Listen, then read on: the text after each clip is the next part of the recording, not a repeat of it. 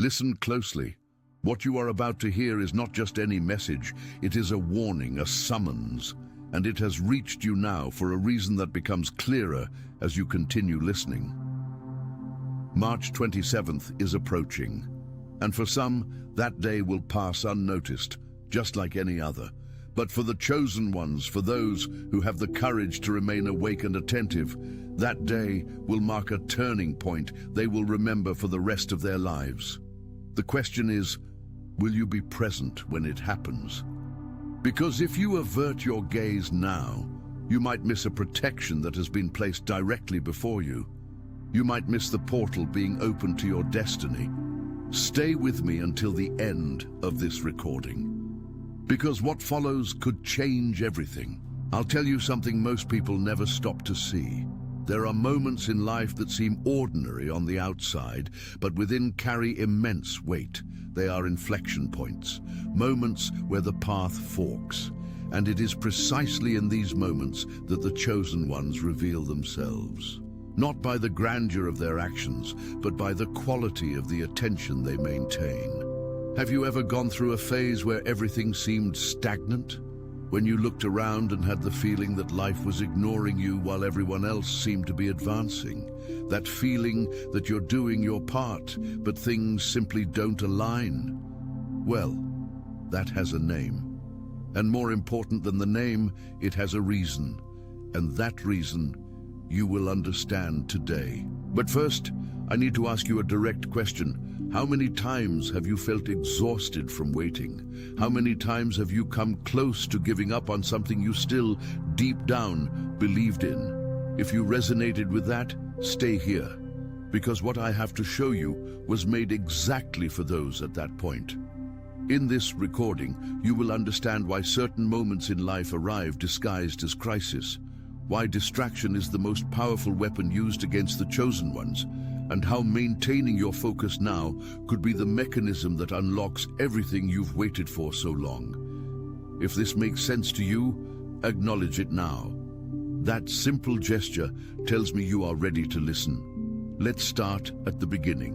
When the word chosen, attention, you need to prepare now.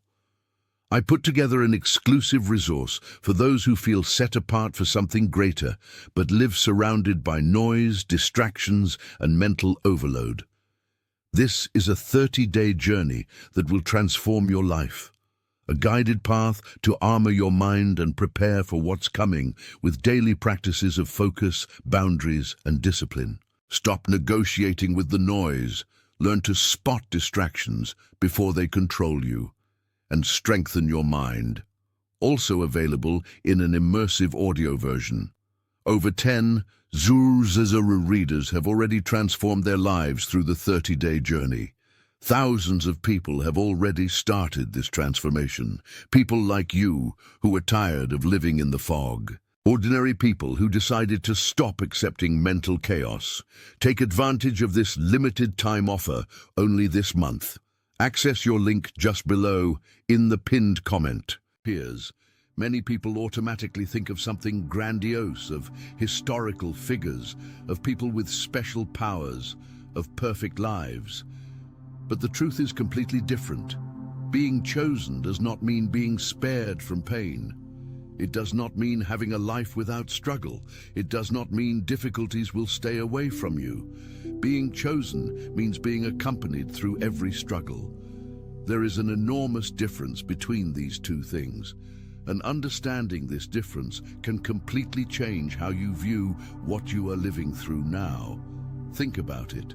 If you are listening to this, it's very likely you have already gone through situations that should have destroyed you. Betrayals that came from people you trusted completely, losses that left a void hard to explain, moments when you were alone carrying a weight that seemed too great for any human to bear. And yet, you are here. You survived. Not intact, not without scars, but standing. This is not an accident. This is evidence. Psychology calls this resilience. Science studies the neurological mechanisms that allow certain individuals, even facing severe trauma, to find internal resources to continue. But there is something neuroscience is still learning to describe. There is a dimension of the human being that goes beyond what can be measured. A spark that remains lit even when everything around is dark. The chosen ones are not those who never fall. They are those who, even fallen, preserve that interior spark intact. And that is exactly what you have done. Every time you chose to be kind after having been hurt, you were building something. Every time you opted for faith when reason said to quit, you were accumulating a strength that doesn't appear in immediate results, but creates a solid foundation for what comes next. And what comes next is closer than you think. I'll tell you about what happens with people of 35, 40, 45 years who reach a specific point in their spiritual and emotional journey. There is a phenomenon many call the threshold of transformation. It is not empty mysticism. It is something documented, observable, felt in the body and spirit. This threshold happens when the accumulated pressure of unresolved challenges, postponed purposes, dreams that were never abandoned but also never fully pursued reaches a critical level. When this happens, life no longer gives you the option to stay still. You either advance or retreat. There is no permanent comfort zone at this point. For those who reach the threshold with their heart still open, with the flame still lit even if faint, this moment becomes a portal, an opening to the next chapter. The problem is that this portal rarely looks like what people expect. Most people imagine life's great turnaround will arrive with fanfare, with obvious signs, with clearly favorable external circumstances. But the truth is that life's most significant portals open within moments that on the outside seem confusing, uncomfortable, or even disappointing. Think about how many times, looking back, you can identify a moment that at the time seemed terrible, but later you realized it was the exact turning point that changed everything. A layoff that opened space for a better path. A relationship that ended and freed you for something more authentic. An illness that forced you to stop and reconnect with what truly mattered. March 27th is not an arbitrary magical date. It is a point of convergence in the calendar of your consciousness. It is when the accumulated pressure meets the available opening. And for those who are attentive, this meeting will be transformative. Now I need to tell you about something very few people understand clearly. Because if you understand this, it will change how you respond to situations in your life from today onward. The greatest weapon used against the chosen ones is not difficulty. It is not pain. It is not even persecution. The greatest weapon is distraction. Let me explain why. When you are in difficulty, in pain, in crisis, you instinctively seek resources. You pray, you seek help, you deepen your faith, you connect with something greater.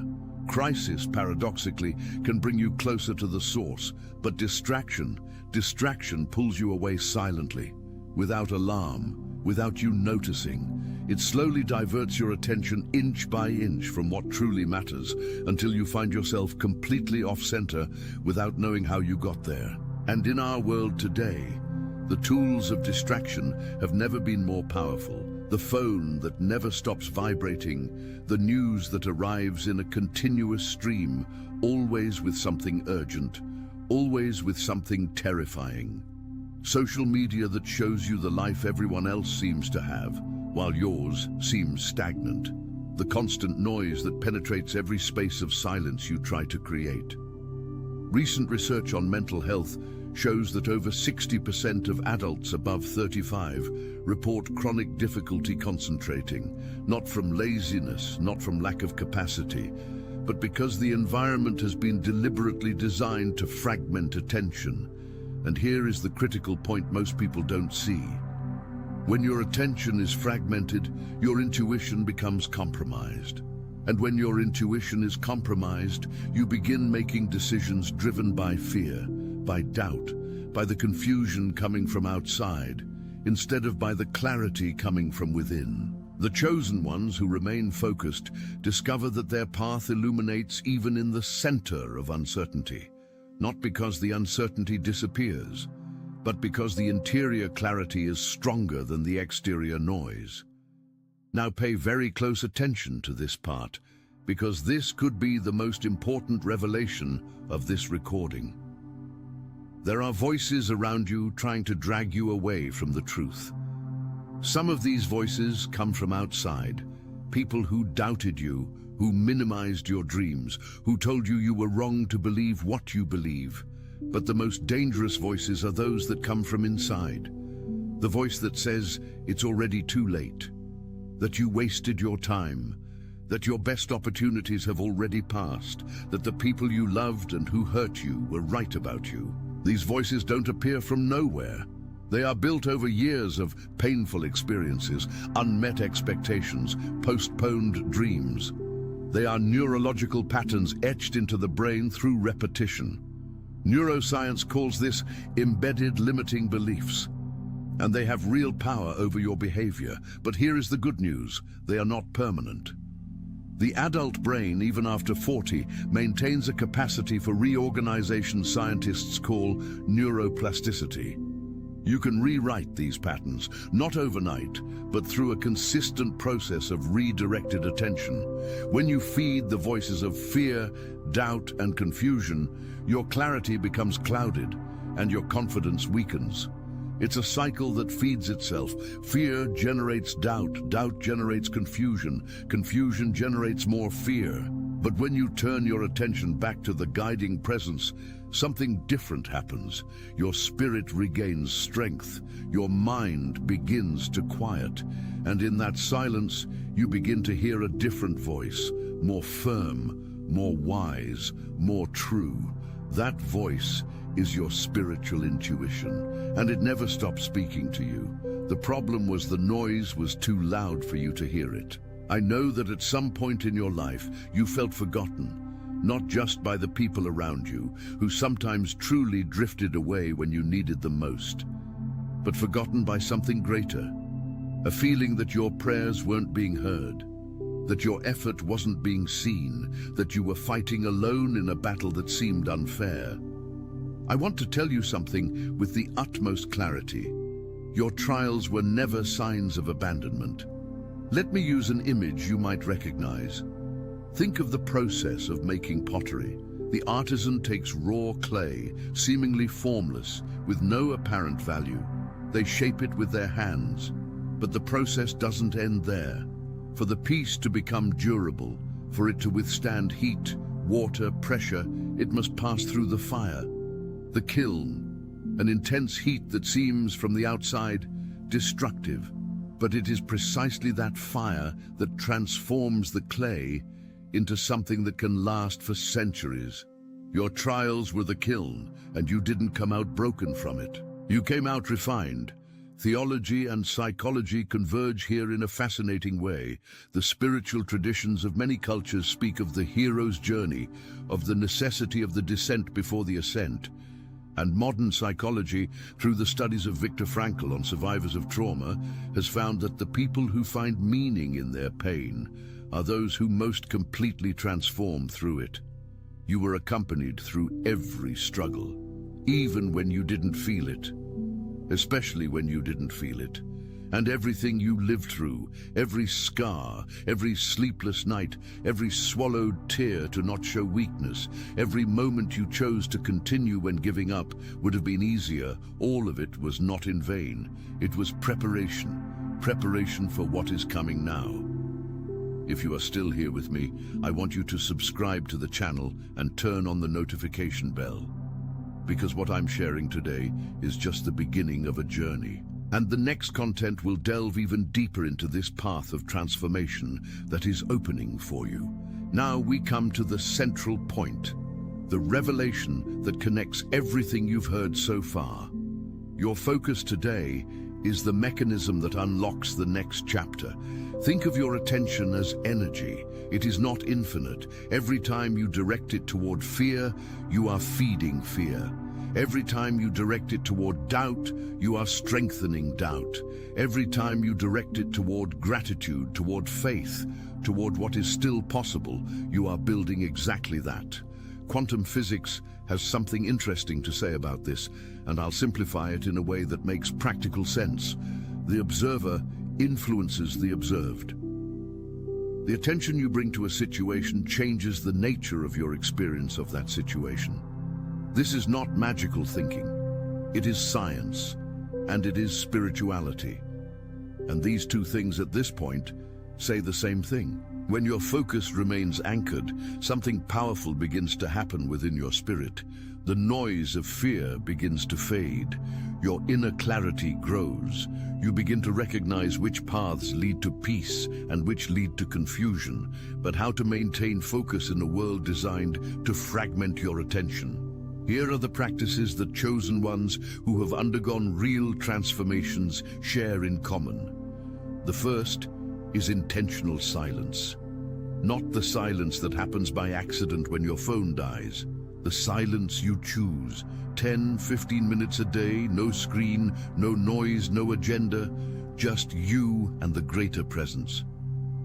It seems simple, and that is precisely why most people don't do it. The second is pattern recognition. Start paying attention to which situations, people, and content leave you with more energy and clarity and which drain and confuse you. It's not about judgment, it's about discernment. The chosen ones develop a fine radar for what nourishes their spirit and what weakens it. The third, and perhaps the most powerful, is radical gratitude, not the superficial gratitude of listing good things in a journal. The gratitude that goes deep enough to find reasons to thank even for the things that hurt. This is not masochism.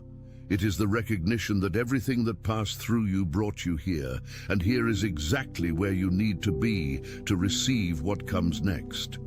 I need to tell you about something that may be the most underestimated turning point in practical spirituality. Your breakthrough is hidden within the moments that seem ordinary or uncomfortable. Let that sink in for a moment. Many people spend their entire lives waiting for the big sign, the prophetic dream, the voice from heaven, the impossible coincidence that leaves no doubt. And while waiting for that big sign, they completely ignore the 1,000 small signs that arrive every day disguised as ordinary things.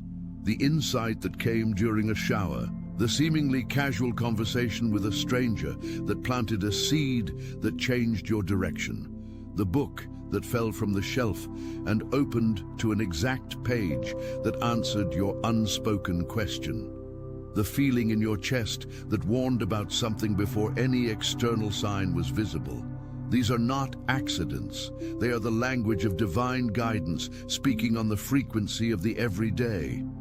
Many people abandon the place where their blessing is waiting because they lose patience or allow themselves to be distracted by discouragement.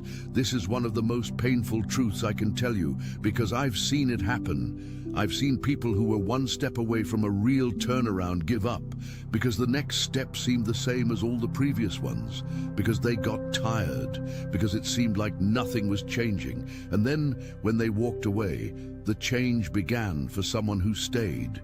You were not made for that. Resilience was planted within you so that you remain steadfast, even when the situation around you seems confusing. And I'm not saying this as empty motivation. I'm saying it because the evidence is in your own story.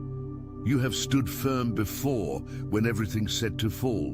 You can do it again, only now you know what is at stake. Let's talk directly about this moment that is approaching. March 27th is not about an external event that will happen independently of you. It is not about a date on the calendar that has power in itself. It is about an alignment, a convergence between the state you have reached, the spiritual and emotional work you have done, and an energetic opening that is available to those who are present enough to seize it. Think of it this way. You spent years building a foundation, sometimes without knowing you were building, sometimes with the feeling that you were just surviving. But every choice you made toward integrity, every time you endured when you wanted to flee, every moment you practiced faith without guarantee, were bricks being laid. Now, the foundation is ready, and what is being built upon it needs a moment of activation. A point where you consciously say, with all your attention and all your intention, I am here, I am ready, I am present. March 27th is that point for you. But here is the warning that the title of this video carried. If you get distracted now, if you let the noise of fear, doubt and confusion gain more space than your inner clarity, you will let this portal pass without crossing it. And portals do not stay open indefinitely.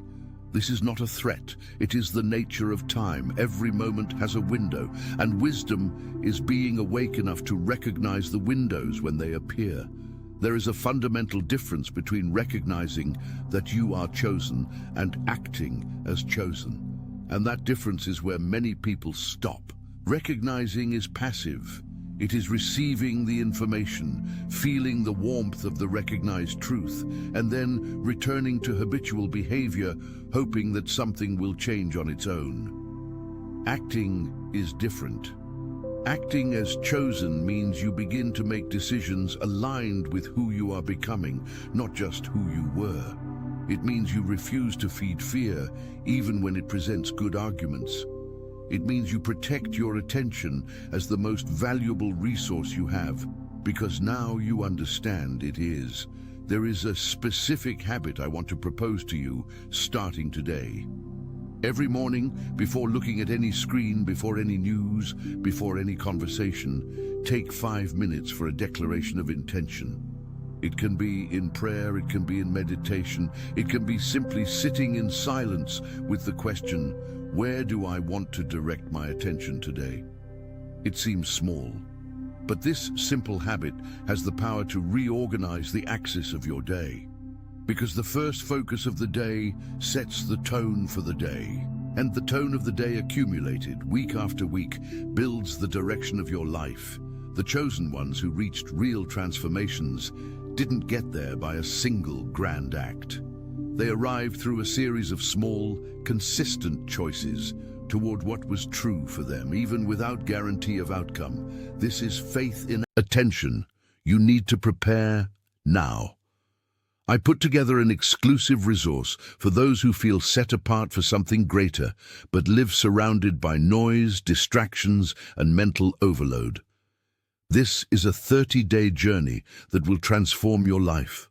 A guided path to armor your mind and prepare for what's coming with daily practices of focus, boundaries, and discipline. Stop negotiating with the noise.